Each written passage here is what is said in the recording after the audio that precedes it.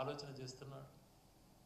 అక్కడ అన్ని ప్రాంతాలు సమాంతరంగా ఉండాలి, అన్ని ప్రాంతాలు సమాంతరంగా అభివృద్ధి చెందాలన్నటువంటి ఆలోచనతో ఒక పక్క పులిచింత లాంటి ప్రాజెక్టును గతంలో రాజశేఖర్ గారు కంప్లీట్ చేస్తే, ఆ పులిచింతల తర్వాత కూడా వేమూరు పామర్రు మధ్యన ఆయకట్టు స్థిరీకరణ కోసం అయితేనేమి, పెనమలూరు పామర్రు మధ్యన స్థిరీకరణ కోసం అయితేనేమి రిజర్వాయర్లను నిర్మించడానికి జీవోలు కూడా ఇచ్చి పనులు కూడా ప్రారంభించారు.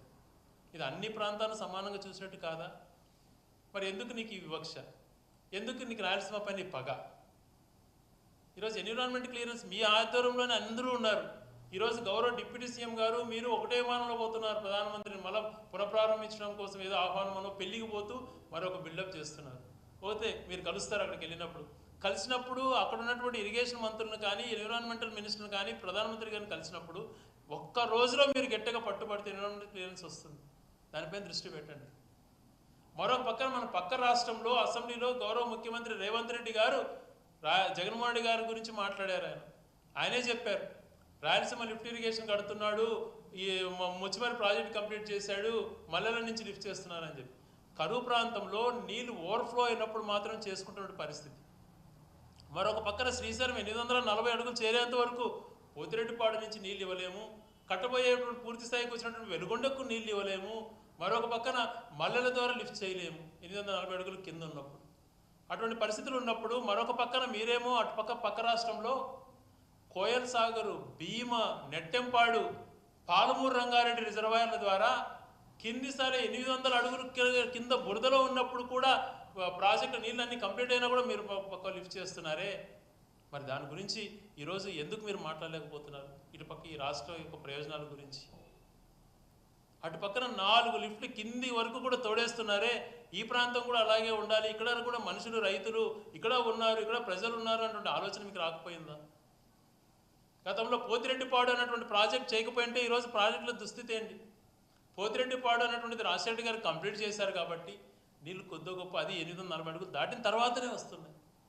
అంతకన్నా తర్వాత ఇప్పుడు ఈరోజు శ్రీశైలంలో 7 నెలలు ఇన్ఫ్లోస్ వచ్చి పూర్తి స్థాయిలో 7 నెలలు సముద్రానికి నీళ్లు వదిలిన పరిస్థితుల్లో కూడా ఈరోజు ఇంకా 2 నెలలు అయిపోలేదు, మార్చిలో ఉన్నాం. అప్పుడే కిందిలో డెడ్ స్టోరేజ్ కన్నా కిందికి దిగజారు చేశారు శ్రీశైలం. ఎవరు దీనికి బాధ్యతలు? రాయలసీమ ప్రజలకు సమాధానం చెప్పాల్సిన బాధ్యత మీ పైన ఉందా లేదా అని చెప్పి మేము ప్రశ్నిస్తున్నాం. మరి మీ చేతిలో కేంద్ర ప్రభుత్వం ఉంది, మీ ద్వారా కేంద్ర ప్రభుత్వం నడుస్తోంది, మీ యొక్క మద్దతుతో కేంద్ర ప్రభుత్వం నడుస్తున్నటువంటి పరిస్థితులలో ఈరోజు ఎన్విరాన్మెంట్ క్లియరెన్స్ ఇవ్వలేకపోతున్నారు అంటే ఎవరిది తప్పు? 50% పూర్తయినటువంటి ప్రాజెక్టు. మరొక పక్కన గాలేరు నగిరి ద్వారా ఈ హెచ్ఎన్ఎస్ఎస్ అనుసంధానం చేయాలన్నటువంటి ప్రాజెక్ట్ నిర్మిస్తే దాన్ని వద్దు అని చెప్పి మానిపించేశారు. ఎస్, ఆ రోజు హెచ్ఎన్ఎస్ఎస్ మీరు కాదు కదా చేసింది, రాజశేఖర్ గారు కదా దాన్ని కంప్లీట్ చేసింది. ఆ హెచ్ఎన్ఎస్ అయిపోవడం వల్లే కదా జైసల్మార్ కన్నా తక్కువ రైన్ఫాల్ ఉంది, అనంతపురం జిల్లాలో కరువుగా ఎడారిగా మారబోతుంది అన్నటువంటి ప్రాంతం ఈరోజు సస్యశ్యామలుగా ఈ ఇండస్ట్రీస్ కానీ కూడా రావడం జరిగింది. మరి అలాంటి ఆలోచన ఉంది కాబట్టే మంచి జరిగింది. మరి ఈరోజు రాయలసీమ లిఫ్ట్ అన్నటువంటిది ఎందుకు మీరు వ్యతిరేకిస్తున్నారు? ఈ హెచ్ఎన్ఎస్ఎస్ జిఎన్ఎస్ఎస్ లింకు అనంతపురం అటువంటి కరువు ప్రాంతం కాబట్టి ఆ ప్రాంతంలో మల్లెల ద్వారా లిఫ్ట్ చేసినా కూడా హెచ్ఎన్ఎస్ఎస్ పోయేటువంటి నీళ్లు చాలా ఎన్ని పోయినా కూడా అక్కడ కరువు ప్రాంతాల్లో అక్కడే ఇంకా బీటీ తిప్పని అనేకమైన ప్రాజెక్టులు కావాలని కోరుతున్నారు. కాబట్టి ఆ ప్రాంతం నుంచి హెచ్ఎన్ఎస్ఎస్కి టైలెండ్లో కానీ లింక్ చేసే టైలెండ్కి నీళ్ళు రావు కాబట్టి హెచ్ఎన్ఎస్ జిఎన్ఎస్ఎస్ అనేది గ్రావిటీతో ఉంటుంది కాబట్టి గండికోటలో స్టోరేజ్ ఉంటుంది కాబట్టి దాని ద్వారా లింకప్ చేస్తే కన్నా అక్కడ కాలేటి వాగును నింపుకొని వెలుగలు నింపుకుంటే అక్కడ ఉన్నటువంటి ప్రాంతాలు సస్యశ్యామలం అవుతాయని చెప్పి ఆలోచన చేసి 50% ప్రాజెక్టు దాన్ని కంప్లీట్ చేస్తే ఈరోజు దాన్ని వద్దు అని చెప్పి మీరు స్టాప్ చేయండి అని చెప్పి ఆదేశాలు ఇచ్చి ఆ పనులు ముందుకు పోనీకుండా చేస్తున్నారు. ఇది అన్యాయం కాదా? ఒక రాజకీయ నాయకుడికి సొంత ప్రయోజనాలు ఉండకూడదు, అన్ని ప్రాంతాల సమానత్వంతో చూడాలి. కరువు ప్రాంతాలు, వెనకబడిన ప్రాంతాలను ఒక అడుగు ముందుకేసి చూడాలి.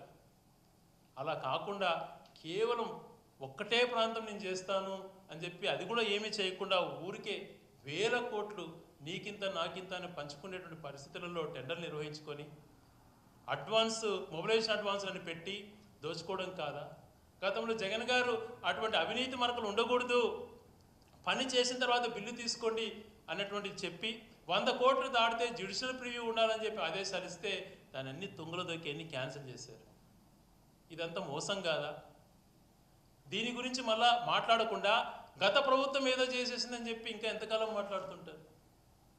మంచి చేసింది గత ప్రభుత్వం, మంచిని కూడా మాట్లాడండి. ఈరోజు గ్రామీణ ప్రాంతాలలో గవర్నమెంట్ స్కూల్స్ ఎలా ఉన్నాయి, విద్యాపరంగా ఎంత మంచి చేశారనేటువంటి ఆలోచన మీకు కలగలేదా? ఈరోజు దివంగత ముఖ్యమంత్రి రాజశేఖర రెడ్డి గారు పేరు చిన్నగా ప్రజలించి చెరిపాలనే ఉద్దేశంతో మీరు పేర్లు మార్చాలా, జిల్లాలకు ఆయన పేరు ఉండకూడదని చెప్పి మీకు ఆలోచన వచ్చి జీవోలు ఇస్తుండొచ్చు. కానీ ఆయన పేరు మీరు పేరు మార్చుకోవాలి పేపర్లపైనే, కానీ ప్రజల గుండెల్లో ఆయన పేరు ఎవరు మీరు చెరపలేరు. ఆయన చేసినటువంటి మంచి కార్యక్రమాలతోనే ఈరోజు రాష్ట్రం ఇలాగుంది. దేశంలో టర్నింగ్ పాయింట్ ఆరోగ్యము, విద్య గురించి ఆలోచన చేసి సామాన్య మానవుడు కూడా ఎడ్యుకేషన్ పరంగా ముందుకు వచ్చాడు అని అంటే కారకులు రాజశేఖర రెడ్డి. సామాన్య మానవుడు కూడా వైద్యాన్ని ధైర్యంగా చేయించుకుంటున్నారంటే కారకులు రాజశేఖర రెడ్డి గారు. మీరు పేపర్లలో ఆయన పేరు తుడిపేయాలని చేసి ప్రయత్నం చేసినంత మాత్రాన ఏమీ కాదు. ఈరోజు ఎంతో హుందాగా ఆలోచన చేస్తాం. గతంలో ఒక వైద్య యూనివర్సిటీకి ఎన్టీ రామారావు పేరుతో వైఎస్ఆర్ పెట్టారని చెప్పి వీళ్ళు మాట్లాడుతున్నప్పుడు మాలాంటి వాళ్ళ ఉన్నతాధికారులతో మాట్లాడాం, సార్ ఎందుకు, ఏం జరుగుతుంది అని చెప్పి. ఇప్పుడు ఈ ప్రభుత్వంలో ముఖ్యంగా జగన్మోహన్ రెడ్డి గారు ఎన్టీ రామారావు గారిని అత్యంతగా గౌరవిద్దాము, ఆయన పేరుతో ఒక జిల్లానే ఏర్పాటు చేద్దామని చెప్పి జిల్లా ఏర్పాటు చేశారు. కేవలం వైద్య విద్య అనేటువంటి చిన్న ఇన్స్టిట్యూట్కి ఎందుకు మార్చాల్సి వస్తుంది అని అంటే స్వయాన రాజశేఖర రెడ్డి గారు ఒక వైద్యుడు. అలాగే మెడికల్ కాలేజెస్ కొత్త మెడికల్గా తీసుకురావడమే కాకుండా లక్షల మందికి సంజీవిని లాగా ప్రాణం పోసినటువంటి ఆరోగ్య స్కీమ్ తీసుకొచ్చాడు. కాబట్టి ఆయన పేరుంటే బాగుంటుందని చెప్పి ఆలోచన చేశారు. కానీ మీలాగా దుర్మార్గంగా ఆలోచన చేయలేదు. మరి వెంటనే మీరు మెజార్టీలోకి వస్తానే పేరు తొలగించబడ్డారు. మేమేం దాన్ని ప్రశ్నించడంలే, ఓకే అది మీ ఇష్టం, మీ విజ్ఞతకు వదిలేసాం. కానీ మీరు చేసిన విధానం, పేరు మార్చినప్పుడు వైఎస్ఆర్ అక్షరాలను కాలుతో తన్ని విగ్రహాలు తగలబెట్టేటువంటిది ఉద్దేశం ఉంది చూడండి, కనీసం దాన్ని ఖండించకపోలేకపోయినారు మీరు.